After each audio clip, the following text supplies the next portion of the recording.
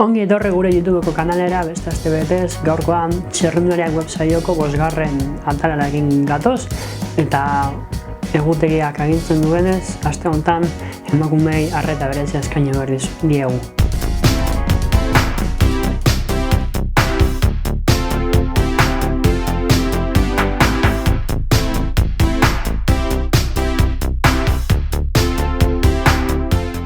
Atzo, solasaldi oso interesgarri bat esan genuen hiru gazte txirrindulariekin, Garazi Estevez, Naia Mondarain eta Maia Lartitegirekin, bakoitza euskal talde bateko txirrindularia, bertan emakumearen eta emakumezko txirrindularitzaren egoeraz hitz egin genuen haien gazte ikuspuntuarekin, eta gaur, nahiz eta emakume batek ez hitz egin, saiatuko gea 10 pista dekalogo bat egiten emakumezkoen txirrindularitza berdintasunera hurbiltzeko.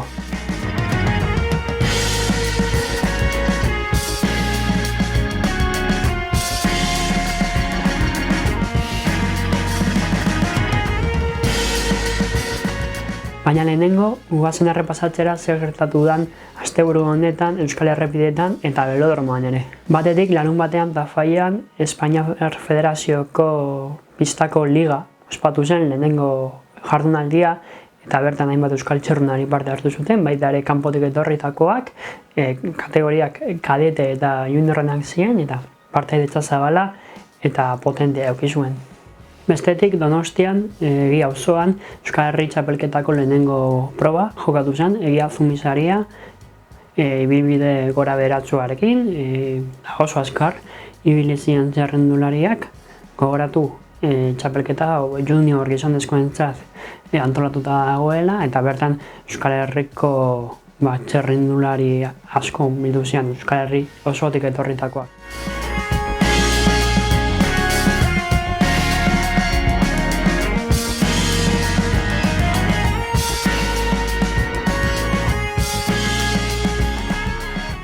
Beno, eta orain goazen gaurko gaiarekin, goazen saiatzera dekalogo bat osatzera pista batzuk ematea emakumezkoen txirrindularitza berdintasunera hurbiltzeko. Gai zabala da, zaila, benetan jorratzeko berdintasuna orokorrean gai zabal eta benetan ondo egiteko zaila da, ze azken gure gizartea patriarkatutik dator eta oainik mantentzen den ez da aldaketak hasten ari direan, beraz batzutan zaila da feminismoaren ikuspegia sartzea bizitzaren alde batzuetan, kirola horren artean egon liteke. Baina beno, gu saiatuko era pista hauek ematen, da lehenengoa sarien kontua pasaren hasten, emakume txirrindularien elkarte batek, International Health, salotu zuen nola Onlop Head Newsland lasterketan bai gizonezkoak eta bai emakumezkoak dituen lasterketa batean, bakoitza bere lasterketarekin, sarien diferentzia ikaragarria zen gizonezkoek 16.000 euro inguru jasotzen zuten, lehenengoak jasotzen zuen 16.000 euro, eta emakumezkoetan lehenengoak ez zen 1.500 eurotara iristen karrera berdina irabazteagatik. Beraz, horria diferentzia handia sumatzen zen. Honek konponbide errazagoa daka, da UCIk eta federazioek araudietan ezartzea maila berdineko lasterketetarako, da World Tourreko lasterketetarako edo kontinental mailako lasterketetarako, Kopa Espainia bateako sariak berdinak izan behar diala. Batzutan arriskutsua da, ze horrek ekarri dezake gizonezkoei dirua jeistea, baina baita ere esan dezakegu hau sari bat dela, ez dela soldatu bat, ez dela norbaitek behar duna bizirauteko edo bere lanbidea aurrera ateatzeko, beraz mutilei kentzea emakumei emateko kasu honetan aproposa izan daiteke. Goazen bigarren pistarekin eta azkenen urte honen hauetan ikusi egun nola emakumezkoen txirrindularitza indartzen joa baita ere gurean, eta egiten ari diren pauson artean bat dago nahiko garrantzitsua eta nabarmendu diguna da, taldeen sorrera. Talde asko sortzen nahi dira, atzoko solasaldian Garazi Estevezek esaten zuen, orain talde pila bat daudela UCI mailakoak, baina nabarmendu nahi dugu bi Euskaltelen Laboral Kutxa taldea eta Movistar Teamen emakumezkoen taldea. Eta zergatik nabarmendu, azkenen talde hauek dakaten potentziala eta indarra gizonezkoen taldeengandik ekarritakoa emakumeei eman alzaie. Eta horten adibidez, argi ikusten ari gara nola Movistar Teameko emakumezkoen taldea, gizonezkoak baino emaitza hobeak lortu ditula, oain arte, eta gainera talde potenteagoa osatu dutela, pentsa, Anemin Bableuten eta Emman Dosgar bezalako txerrendulariak fitxatu ditula. Beraz, taldeen partetik apostu hori egitea eta arrisku hori hartzea, agian galera ekonomikoak izan ditzazke emakumeen taldea, baina arriskuak merezi du beste txerrendulari aukera emateko. Eta taldeek bezala, lasterketek ere euren apostu egin behar dute, ikusi dugu azken urteotan nola Donostiako klasikoa bere emakumezkoen lasterketa atea zula, turra ere saiatzen ari da, hemendik gutxira emakumezkoen turra berriro ere martxan jartzea eta benetan turraren baitan egotean, ez da turraren jarraian izan, baina turraren oihartzun paretua izateko, eta gero Euskal Herriko itzulia emakume mira desagertu ondoren berriro ere Euskal Herriko itzuliaren baitan, ozetaren baitan egingo den World Tour mailako lasterketa bat prestatzen ari da 2022rako. Hainbat lasterketa saiatzen ari dira emakumezkoei euren tokia eskaintzen, merezi dutela eta pixkanaka geroz eta lasterketa gehiago izaten nahi dira. Pentsa, Euskal Herrian sortutako azkeneko UCI lasterketak, azken urteetan sortu diran Nafarroko klasikoa, Eibarreko sari nagusia, danak UCI mailakoak, gehienak emakumezkoenak izan dira, beraz, pixkanaka pausoak ematen ari dira. Baina azkeneko bi hauek ezinezkoak dira gauza bat gabe, dirua noski. Eta dirua lortzeko askotan babesle pribatu izaten dira diru gehien ematen dutenak lasterketa edo talde baterako. Beraz, babesle pribatuen edo erakunde pribatuen sartzea emakumezkoen txerrendularitzan eta apostua egitea euren gandik, azkenen egia da gizonezkoenak baina inbertsio arrisku handiagoko inbertsioak diala, emakumezkoen txerrendularitzak oraindik ez duelako hainbesteko oihartzuna, baina gero ez da gehiago hasten nahi da, eta geroz eta gehiago oihartzuna izaten nahi dira txerrendulariek itxe gutena eta hainbat kirolarik itxe gutena. Pentsa, Movistarrek taldeatea zunen zenbat genekien emakumezkoen txerrendularitzari buruz, nahiz eta dagoeneko euskal talde asko genituen, batez ere Bizkaia eta Sopela, baina Movistarrek adibidez, inbertsio hori nunean, bai taldea bai enpresak, emakumezkoen txerrendularitzaren jarraipena handitu egin da. Gero bestalde badago beste eragile importante bat emakumezko txerrendularitza garatzeko, eta hauek administrazioak dira. Administrazioek badakite babesle pribatuak lortza zailago dela, emakumezkoen kirolean aritzen dienek, beraz eurak politika egiten saiatu behar dira bi aldeak konpentsatzen, gizonezkoena eta emakumezkoena, eta agian emakumeek lortu ez dezaketena oihartzun gutxiago dakatelako edo interes gutxiago dagoelako eurengan inbertitzea, administrazioak egin dezake eta diru gehiago diskriminazio positiboa egitea eurak babesteko.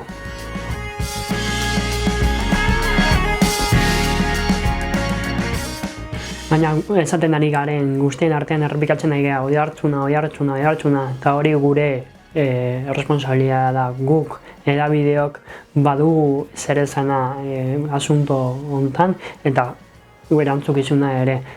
Hedabideak gara jendeari helarazi behar dioguna emakumezkoen txerrendularitzan zen pasatzen da. Gaur egun hedabide hongandik pasatzen ezena zaila da jendearen gana iristen, ez da sare sozialak eta taldeen eta lasterketen komunikazio zerbitzuek lan aparte egin, gu gea azkenen jendeari informazioa eskaintzen diogunak, beraz gure konpromiso argia izan behar du eta emakumezkoen txerrendularitza gizonezkoena bezain beste tratatu behar dugu, si akaso pixkak gehiago, esfortzu gehiago inbardalako euren atentzioa, publikoaren atentzioa lortzeko datu triste bat emango dizuegu. Duela 2 urte, Donostiako klasikoa lehenengo aldiz egin zanen, guk bi lasterketen bidolar burupenak egin genituen, ohikoa den modura, gizonezkoena eta emakumezkoena berdin. Eta hemen ia 2 urte pasadian hontan, esan dezakegu, gizonezkoena 20 aldiz erreprodukzio gehiago lortu ditula. Eta askotan hola pasatzea, bai Euskal Txapelketean, bai Espainiako Kopan, bai Euskal Herriko itzulia eta emakumeen bira egin bezala. Egia da, audientzak oraindik ez duela interesa gehiago jartzen emakumezkoetan, hori aldatzen ari da, zer beretan, adibidez, Lorosean, askotan emakumeek audientzia gehiago lortu dute gizonezkoenak baino, prozesu txikia, prozesu motela izaten ari da, baina edabideok argi eduki behar dugu gure erantzukizuna hor dagoela, eta gu izan behar gehala aurrera pauso ematen dutenak, eta audientziari hori eskaintzen, gero audientziak erabakiko du. Baina guk gure erantzukizunaren jabe izan behar geha, eta horri erantzun. Eta orain zuek zaleak bezala interesa nahi duzuen tokian jarri dezakezue, baina batetik esan behar duzu, eta emakumezkoen karrera bat gizonezkoena bezain edo gehiago dala, espektakulo aldetik, ikuskizun aparte ematen dute eraso handiagoak azken aldin lasterketa motzak izaten dian ontan gizonezkoetan, emakumezkoetan motzagok diala horrekorren, pizkanaka lutsatzen nahi diala, eta ikuskizun aparte ematen dutena, kobratzet, iazko Nafarroa Gunuz Klasik lasterketetan, batez ere bigarrenean, nola Elisa Longo Borgini eta Anemik Mamleuten txirrindulariak munduko onenak diala aurrera egin zutela duel karreran 50 kilometro falta ziren helmugerako, eta bakarrek ikuskizun aparta pelotoiakin lehian.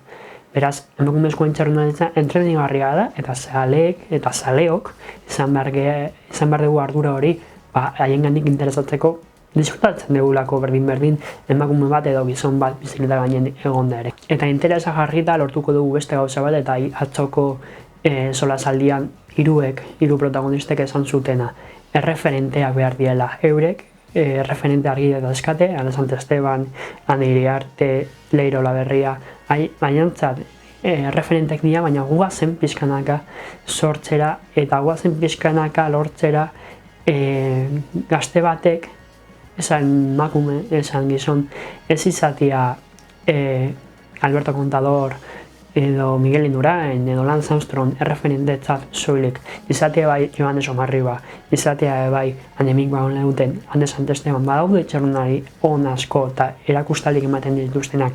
Guazen zaiatzera bizkanaka erreferenteak izatera bi aldetatik disfrutatzen dugulako berdin, esan dugun bezala nortagon bizikletan gainen, erakustaliak ematen dituen bitartean gu disfrutatuko dugu, beraz, guazen bizkanaka gure batez ere gure umei eta gure gaztei aukera hori ematen bai gizon eta bai emakume referenteak izateko.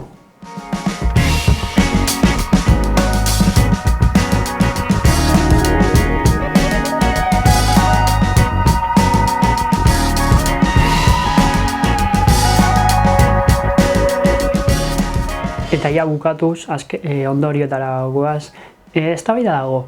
Eta itzein dugu askotan nola lasterketa batzuk biderkatzen nahi diala, eta emakumezkoen karrerak sortzen eta talde batzuk biderkatzen nahi diala bai, eta bi taldeak izaten emakumezkoena eta mutilena. Baina eztabaida dago, zer dago berina? Plazak biderkatzea, lasterketak biderkatzea eta taldeak biderkatzea, edo lehenagotik zeuden taldeek eta lasterketak oiei oihartzun ematea, izan Bizkaia Durango, izan Sopela, urteak dara mazkite emakumezkoen txirrindularitzan lanean, emakumeen bira, Durango klasika, Nafarroako emakumeen klasikoak. Helburua ez da gizonezkoen gandik, gizonezkoek sortzen duten oihartzunen gandik emakumeak aprobetxatzea. Helburua ezen behar du emakumezkoen plazak eta izan taldeak, izan lasterketak, edo nola ere, eurek izatea oihartzuna eta haien karrera propioak dianak emakumeen bira gogatze dugu. Baita ere Durango klasika, emakumeen Nafarroko klasikoak, Italiako giroa emakumeen lasterketa independentea dela. Guzti horiek emakumeen propio dian plaza horiek ere garrantzea behar dute eta berdintasuna benetan lortze aldea horiek izan behar dira benetako helburuak. Emakumeen plaza propioak Osea, inolako gizonik gabe oihartzuna lortutako plaza horiek benetan entzutetsuak izatea. Oraindik ere emakumezkoen lasterketa nagusia, Italiako Giroa ez daka zuzeneko jarraipena telebistan. Oraindik ere emakumezkoen Nafarroako eta Durangoko klasikak ez dakate zuzeneko jarraipena telebistan, eta bai badakate mailako, kontinental mailako euskal lasterketak izan getxo, izan ordizi. Beraz, pezkanaka hori lortu behar dugu, ez gizonezkoen gandik jatia, oihartzun hori, baizik eta emakumei propio indako tokiak oihartzunak izatea.